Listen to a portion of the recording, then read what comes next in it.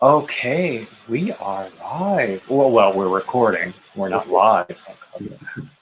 I I almost did do that live thing Yeah. accidentally. So today we have with us Louis-Philippe Joly. Please excuse my French. It is. I did have 4 semesters in college, but it's been a long time. It's a pleasure to be here. Thank you. I'm so glad that you are. I found Louis-Philippe on Instagram because he makes really, really beautiful stuff. And we started talking when I started doing this series of interviews, and he thought it would be a fun idea. And now here we are. We are. Exactly. So tell us everything there is to know about you. Oh God, everything. It's going to take a while. Well, I live in Montreal, Canada. I am French Canadian. But I was raised in the English part of Canada, so that's where my English comes from. But I have an accent because technically I live in the French part now. And I am 36 years old. I am a marketing baby. specialist, a baby. A baby. I'm a marketing specialist for a software company, and I used to work in the fashion industry. And I did a switch at some point because I didn't see. You wanted to make money, right? I wanted to make money. Exactly. Yeah. Exactly. Yeah, exactly. I actually years ago I lived in New York City, and I knew people in fashion, so I understand exactly. So I found you through Instagram, and you have so many beautiful pictures on Instagram, and I would love it if you would send me some of your. Okay, I'm trying to call some of them up right now, but send me some things you would like me to edit in. Look at that. Okay, the reflection is there, but look at that sweater. Isn't that gorgeous? Sanguine sweater. Yes. Mm-hmm. Actually, that was my first, first and only adult sweater. I've done children's sweater and baby sweaters, but that was the first adult one. Oh, really? Yeah. Okay, cool. So, I mean, I'm scrolling through here and seeing some lovely pictures, and I think that you like color as much as I do. Oh, yes. Look at this. I love that hat. Oh yeah, it's so cute. That was that's crochet. Yeah, that was from my crochet days. You no longer crochet? No, I've started knitting about 2 years ago. I crocheted for about 7 years, and just wanted something different. I wanted to make more clothing also, and there's a lot more clothing patterns in knitting, so I just picked up knitting instead. Oh, okay. I've been that steady for a good 2 years. I'll probably eventually go back to crochet for certain things, but now I'm really. I hope you do, because frankly, that's the only thing I know how to do. Knitting is a mystery to me. Oh yeah. But that's okay. But I mean, there are so many really terrific pictures on your Instagram, and when we post this, there will be lots and lots of links in the description. So what other kinds of social media presence do you have? I know you also have a Facebook page. I have a Facebook, but I don't post much on it. It's mostly for my few friends. Oh, okay. Yeah, so I'm mostly on Instagram. That's where I'm the most active. Okay. And do you ever do YouTube? No, it's my first time. Well, now you have. Yeah, now I have. Now I'm your first. I will be gentle. Thank you. Maybe. Yeah. Yeah. No, I do not have a YouTube channel or anything like that. So, but still, I love seeing your photos on Instagram because they're just lovely. Tell us about your sense of color. I like color just in general. It's just like everything color. I mean, coming back from a fashion background, I've always liked color. I learned how to mix colors together. I can spend hours just for a project, just trying to figure out the colors. I'll usually start with one or two that I like, I'll usually end up not picking those and taking other colors and just keep like working and working. I have examples like my Versus Unite from Westnet. I mean, I bought a bunch of it and kept changing the colors as I was working on it, which is not recommended because the budget goes way up, but I use the other yarn for other stuff. Yeah, we do yarn. We know nothing about budgets. No, exactly. No, exactly. So, and it looks like also that changes directions as well. Yes, it does, actually. It's yeah. One of his most... It's an older model, but it's very popular. And yeah, it's all garter stitch, but it changes direction. And who was the designer again? Westnet. So Stephen West. Oh, okay. Okay. Yeah. That's pretty cool. I'm not all that familiar with knit designers, but I do follow some knitters on YouTube and Instagram, such as you. What was my next question going to be? Do you make your own patterns? Do you do your own designs? I do not. And I have no desire to, actually. Oh, really? Oh, I can't even start to think how designers, like, to me, it's like, I mean, I used to design patterns for actual clothing, and that's, kind of two-dimensional and like flat at first, and then it goes into kind of a 3D, but I don't even understand how they even start. It just doesn't compute with me. So I just pick patterns from all these amazing, great designers who can do it, and I'm happy to just take their patterns. I rarely modify also. Once in a while I'll modify, but very rarely. I'll usually take the patterns because even after 7 years of crochet, I mean, I think I've designed one thing. It was a hat. It was very simple. It was a yellow hat, and that was it. Is that the one I showed? That's the one you showed, just actually. A second ago? Okay. Yeah, that one. But I mean, just to do that, the times I undid it and then redid it and undid it and redid it and undid it and redid it and counted and restarted, it's too much for me. I don't have. Well, it all requires counting. So, yeah. Who are your favorite current designers then? Well, Weston is always, I mean, I always go to him, for stuff. And he actually, if you like color, you should go visit his page. He is a color person. I have a couple of shawls that I made from him. The Sanguine sweater that I made for Morgan, I forget her name, that's the one I had the picture of, correct? Yeah, exactly. She's like that's beautiful. Yeah, there's a lot of chunky color work, which is beautiful. I love Tin Can Knits also. She did the flax, and I'm making socks from her now, inspired from the flax. And what I love about her is that she has so many sizes. It's not just, small, medium, large. She has in between sizes, and she starts at extra small. So whatever your gauge, if you can't really get your gauge sometimes, well, you'll have it with her because she has so many. And the public for knit and crochet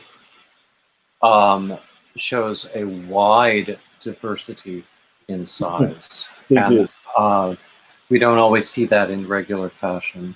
It's true. But often we see it in knit and crochet fashion, which I think is good. We'll go up and down quite a bit. So the ones that I can think now, I just purchased the 52 Weeks of Shawls by Len. Well, it's Len, right? By Len. And then I'm just in awe of all those designers too. Oh, lovely. Well, I'll send you my crochet patterns, and if you ever want to pick up the hook again, then yes, yeah, I still have them. They still, they're a little bit everywhere, but they're most used now to fix knitting stuff. I used to see my ex do that, and I thought it was magic. I Yep. did not understand it at all. But I've always said that knitting is a mystery to me. It You also need crochet for a provisional cast on, so I use it for that also. mhm. But other than that, for now, it's been 2 years of hard knitting. What exactly is hard knitting? Hard knitting is just knitting 100% every day, all day. Well, not Yeah, because every day. I try to do yeah. it. Obviously, there's some busy weeks, but that I can't knit. But I try to do at least a little bit every day. So then you work as a digital marketer, Mhm. like 9 to 5 or whatever the equivalent is, and so knitting is still an avocation for you, but you have accomplished so much. It's really quite remarkable. Well, thank you. I am lucky to have a job that I can, or like a place of work that I can actually knit there too. Well, Mm. the pandemic, I'm working from home since the start of the pandemic, but I still knit in my meetings. I used to knit at work during lunchtime and during meetings, and um, but it is still it's my number one hobby right now. I do crochet, I sew. I don't do a lot anymore. I do embroidery. So I've always been good with um, handicraft. Textiles. Yeah, textiles and handicrafts and stuff like that. Yeah. Okay. I didn't know about the sewing or the embroidery, so that's quite beautiful. And by the way, I want you to send me some photographs that you would like me to include at the front or the Yes, back of this interview, for as sure. well as all of the links that you want me to include. Okay. But this is fun. Now, it's probably a little different coming out of the fashion industry, but how have you found it as a man being a yarn person? I know a lot of people talk about that, and there's a lot of surprise out there sometimes. There's a lot of surprise. Honestly, for me, I mean, I've been in the fashion industry for so long, uh, Mm-hmm. as a man that I didn't see a shock or anything. There is a really big community of male knitters that I find, and even in Montreal, there's a group. I have, I have two very popular knitters, Les Garçons that lives, like a 2 blocks. I They live love away from me. them. Yeah. I think they are amazing. I want to get them on my channel. They have amazing yarn. They have amazing patterns. They're extremely nice. So Mm-hmm. there's a great community. Even my local yarn store. There's males that go there. Almost every time that I went in, there was a guy there. So for me, I think it's a great community, and I mean, it's everyone seems to be just enjoying the diversity with everyone. So I think most of us have seen a change over maybe the past 10 or 15 years with many more men working with yarn yes. and doing it openly. But I can remember it might have been 10 or 15 years ago when probably 10 or so years ago, because my ex was knitting, but I was not yet crocheting. So it would have been about 10 years ago. And we went to a local yarn shop. People were amazed that two men were going into a yarn shop. It's true that when I started crochet, I mean, my crochet teacher was a guy. Mm-hmm. But other than that, I didn't encounter many other male knitters or crocheters. That's true. It's lately. I mean, Instagram helped. I think social media in general helped a lot to build a community because I do have a large community of male knitters on Instagram that I talk to every day, and I would not have been able to have that for social media. I would certainly agree. Yes, Mhm. social media has been wonderful in this aspect. I don't love social media all the time, It's but not. It's great. for this, Yeah. I think it has been very good for Mhm. us. Okay, what was going to be my next question? As I was saying, that we always start with the boring questions and then go Mhm. where the spirit leads us. So, uh, now you showed us a couple of your works in progress or finished objects. Do you have any more at hand? Yes, I showed you the socks. Actually, well, I'll show you one of my crochet. You know, I do little. I used to do a lot of amigurumi. Oh, that is so cute. That's kind of Oh what I my used to do. goodness. A lot of us. Very cute. I'll go back to them eventually. Um, Currently, I'm working on two things. I have a pair of socks from Tin Can Knits. See, more color again. I love those colors. More color. I have to rip it back though a bunch because I made a mistake. And I Oh, tried to fix it, I've but done it was that many too times. long, so I'm gonna rip Yeah. it back and start over again. And I'm working on a beautiful scarf. It's called Revendell Shawl by Beagle Knits. It's a lace work. I don't know if you can pick up very well with that. Just kind of starts off more simple, and then you switch colors and goes to lace work. I've been working on this for like Okay. 6 months because I do 2 rows and have to undo one, and then I do another 2 rows and I have to undo one. Yeah, I Um, know how that goes. Yeah, but I I can mean, I see watched. that the texture changes and it becomes more complex. It gets very complex at this point. Yeah, but Um, it's beautiful nonetheless. it's a Yeah. beautiful shawl, and I can't wait to have it completed. Um, Oh, I but think it's one of those. somebody else was doing that, and I can't remember who. But it It's doesn't really matter. it's pretty new, so it's been out. It's been around. People are trying it out more successfully than me.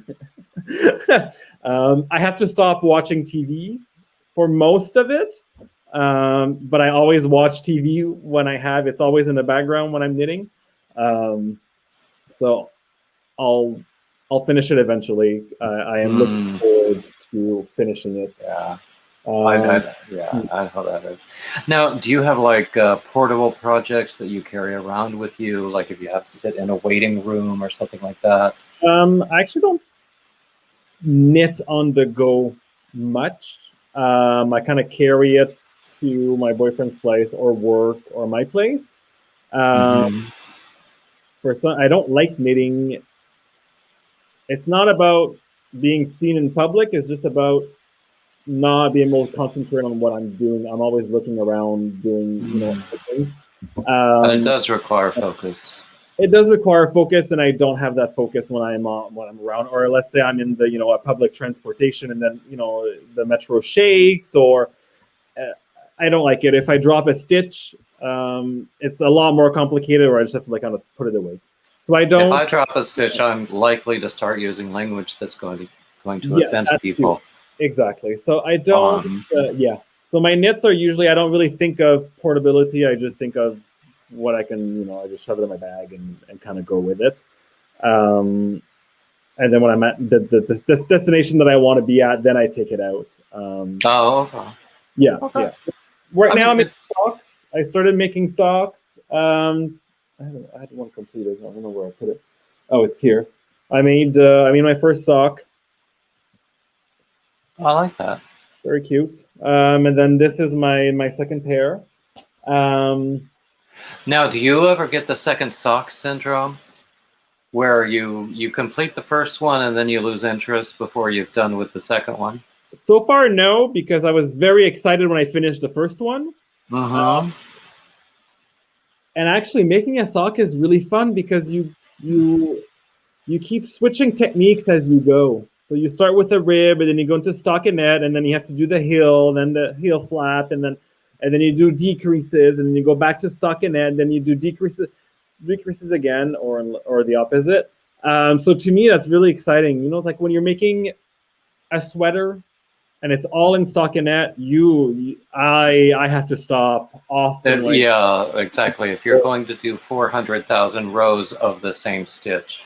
Exactly. So a sock is not like, I was actually excited to start the new one and then start a new pair right after. Oh, I think that's cool. Yeah, so it's not, it's not so bad. But yeah, when you get a repetition, it gets, like that's why you need 2 projects. I cannot do more than 2, though. I know some people have 10 projects or even 5 or 20. Do you have any UFOs? Unfinished objects? I rip them out. I rip them out or throw them away. Yeah, I have been known to do that. Yeah.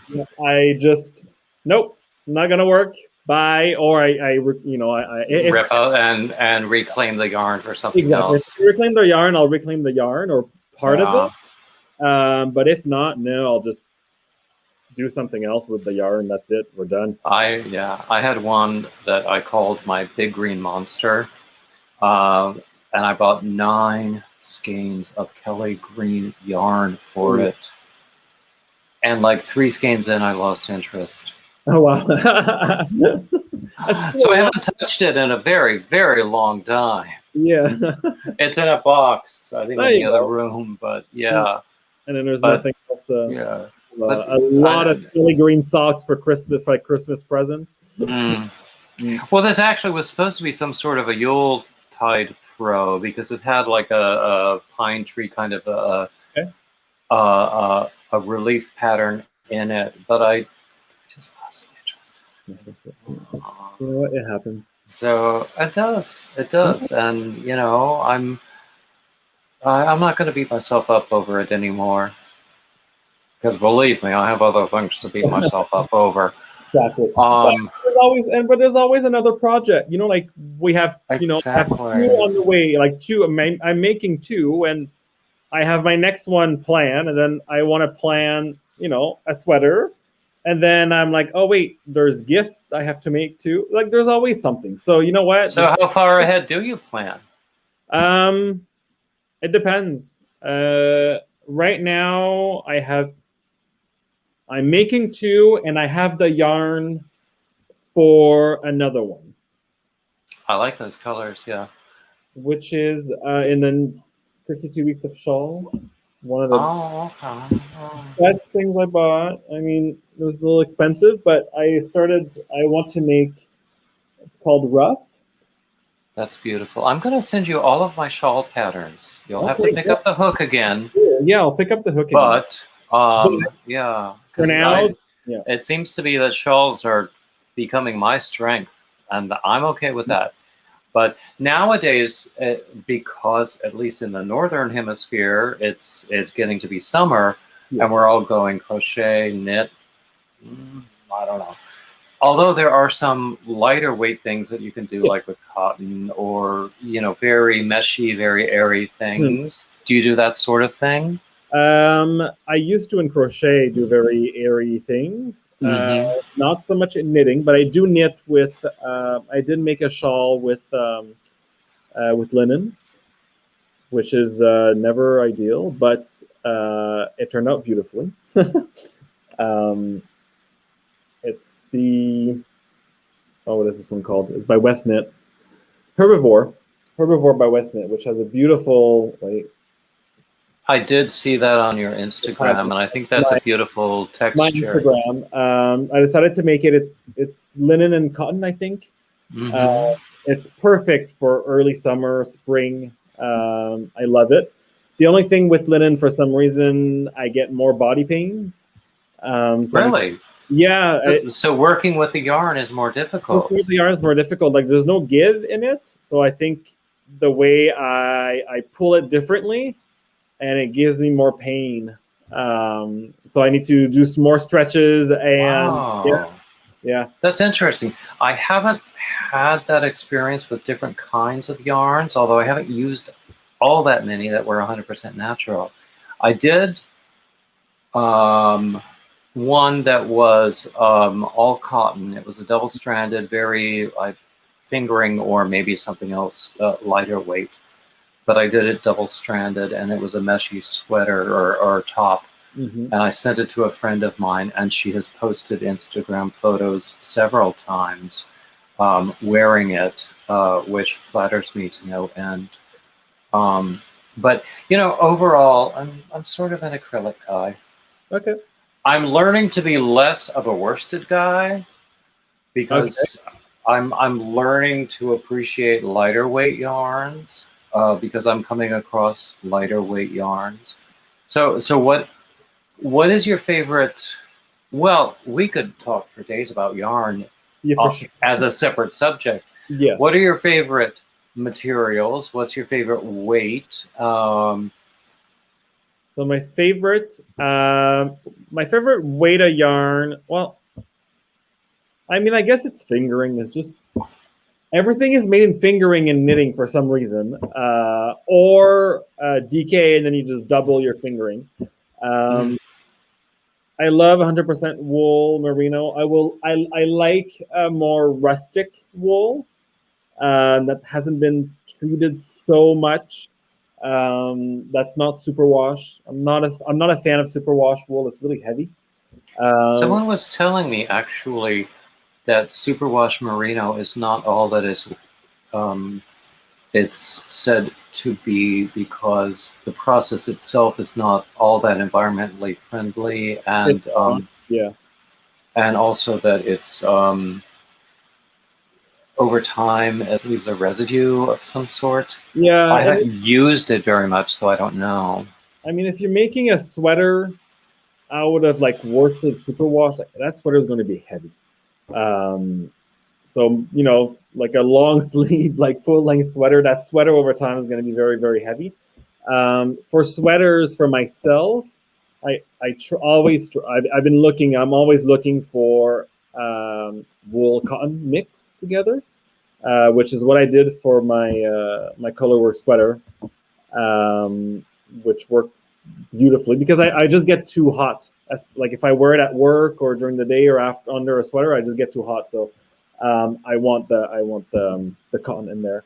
I do like blends, but I usually go towards wools, natural fibers, unless I'm making stuff as gifts, and I know they won't be able to properly wash it. Like it takes a lot of care. So my own knits, I'll take something, I'll take a wool, I'll take a merino, I'll take mohair, things like that. But if I'm giving a gift, I'll do blends or acrylic, or for babies, I'll do acrylic. Well, I did acrylic wool blends for a baby, which worked well.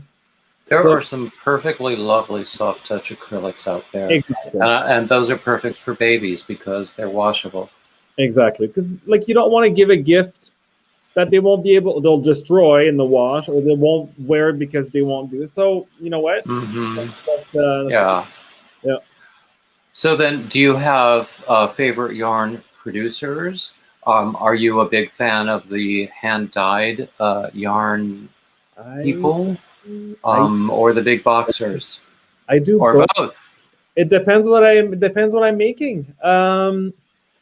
For this shawl, it's a mix. So this is Lola Bean Yarns, which is she's a great indie dyer, but mixed with knit picks.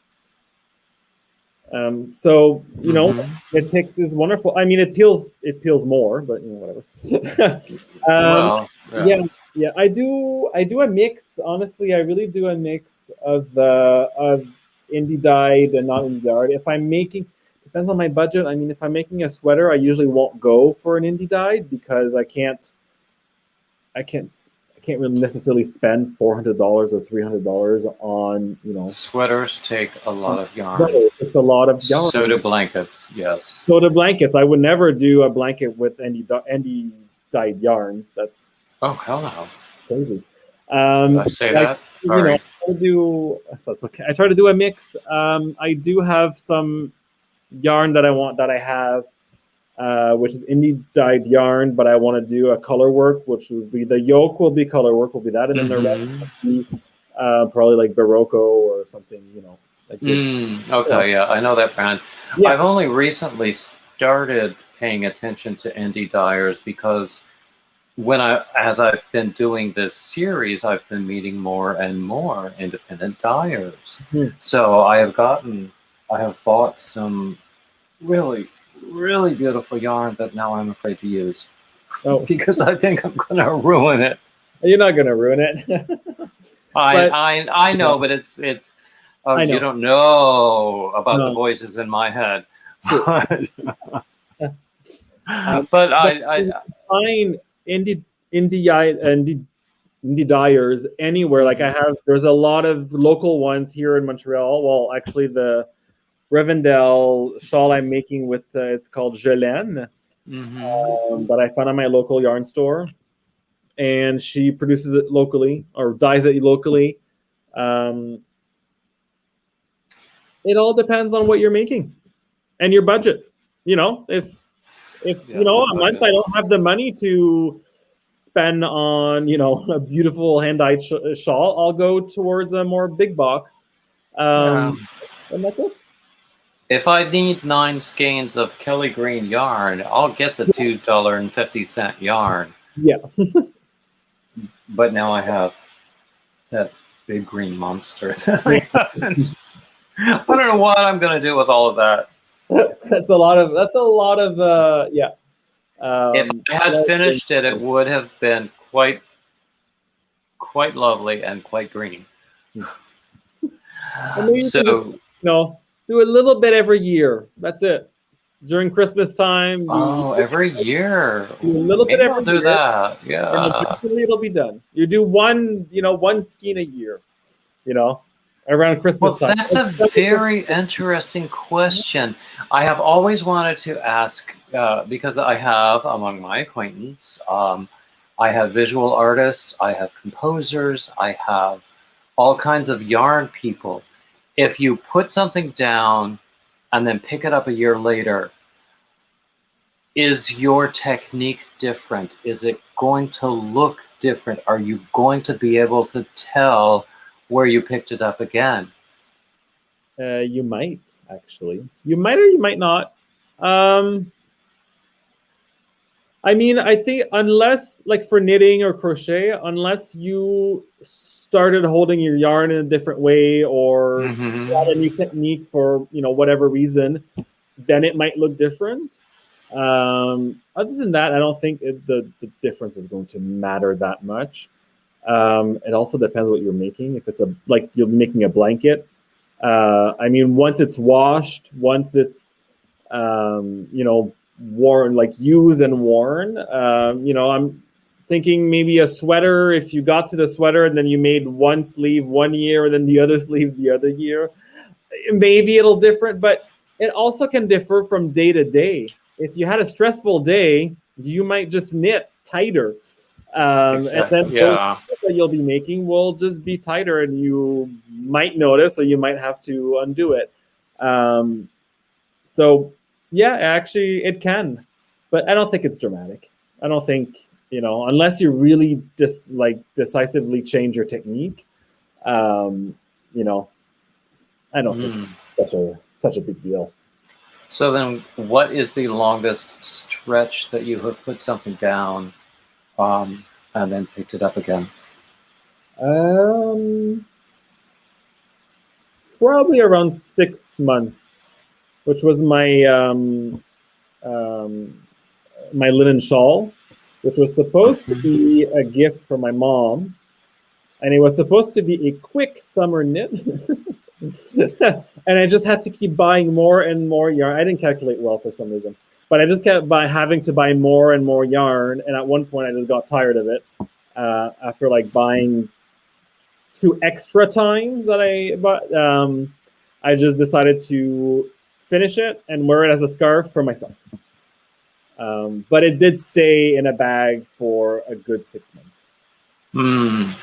Okay. So let me ask you this. Where do you see yourself in the future as a yarn person and as a social media yarn person? Probably not much different. I just like making stuff. I just like making stuff and I like to post it. I don't see myself changing much in that regards. I might go back to embroidery at some point, and then knitting will be like on the sideline for some reason. I mean, when you do a lot of different types of crafts, I mean, at least for me, it gets not stressful, but I stress myself, and I'm like, wait, I have to, like, I want to make this now, but no, I also want to knit, but there's not enough time for everything. Never enough time. There's never enough time, like I could have a job. Maybe in 2 years I won't have a job anymore, and I'll just be knitting. I don't have a job, and there's still not enough time. There's still not enough time. Yeah, but yeah. But in general, yeah, I don't see myself. I'll have more yarn probably. Other than that, hopefully things won't change. Very good answer. Very well reasoned. Very tactful. What would you say if you're not being tactful? That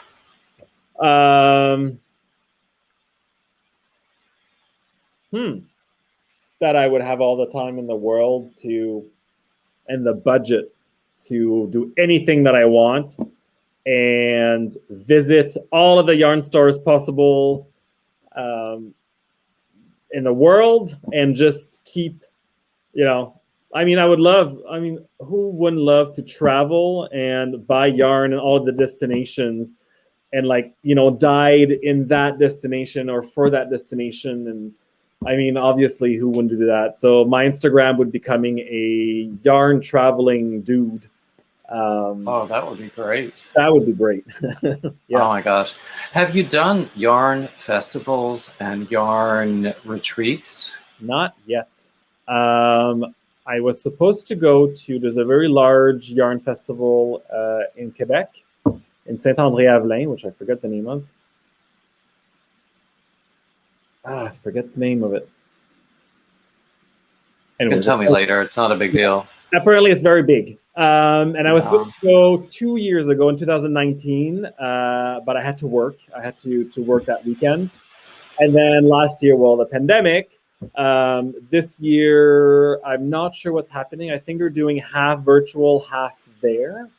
So I might end up, it's about an hour and a half drive, 2 hours drive from my place. So I might end up renting a car and going. Oh, that sounds like fun. Yeah. Sounds like I used to go there. I think a lot of people know of the New York Sheep and Wool Festival at Rhinebeck. And I used to go there every year with my ex, and we had a fantastic time. And often we had a really, really good time in the hall where they had all of these regional food and drink distributors. I mean, the yarn was fun too, but I love food and drink. There's always perks. Exactly. Yeah. So we would always come home with like a half a gallon of dill pickles from this one particular creator. But anyway, I have never done a yarn retreat. I have signed up for a men's yarn retreat in September. Okay. In upstate New York at a retreat center where I have been before. And I just can't wait, and I hope I can afford it. That sounds fun. I mean, I've never heard of a yarn retreat. Never? Oh my God. Why not? Google men's knitting retreats or men's fiber retreats or men's yarn retreats, and you will find a wealth of information. And so many things had to be canceled over the past 2 years. But I think it would be fantastic to have you at one of these retreats. I would love to meet you in person at one of these retreats and talk like this for hours, which I think we could. Yes, we could. And I always have my eye on the clock because I do have something coming up next. But we have been doing this for over 40 minutes. Who knew? Yeah. Is there anything you would like to leave, whatever my audience is, leave them with? Oh, good question. Good. Well, you know what? I would like them to leave with because we hear a lot of there's a lot of knitters, a lot of crocheters, and a lot of embroidery. Do it all, people. Do it all. Try it all. It might not be your thing, but between crochet and knitting, they both have different benefits. They have joint benefits, but they also have benefits. Try it. Try it out. That's what. Yeah, that's what I would say. I think that's a lovely message. And in the description for this video, I'm not sure yet when exactly it will post, because I have been very fortunate in being able to interview several people lately, so I don't know exactly when this one will post. But whenever it does, there will be links for you in the description, because I want people to find you and see your beautiful work. And, well, you're sort of cute too, so I want them to see that as well. I mean, and when I say sort of cute, I mean amazingly cute. Yeah. But but that's not what we're here to talk about. No, that's my other Instagram. Uh-oh, I don't know about that one. Anyway, we I think I told you there would be flirting. So I'm so glad that you joined me here. This has been lovely. I want people to look at your Instagram and see your beautiful work, and to become friends with you, because I think you're sort of cool. Well, thank you. And I will include the links also for people who have stuck with us through this entire interview. I'm gonna say the whole thing: subscribe, like, share, blah blah, woof woof, all the standard YouTube crap, and keep coming back. So thank you. I have had a wonderful time. I'm gonna click end right now.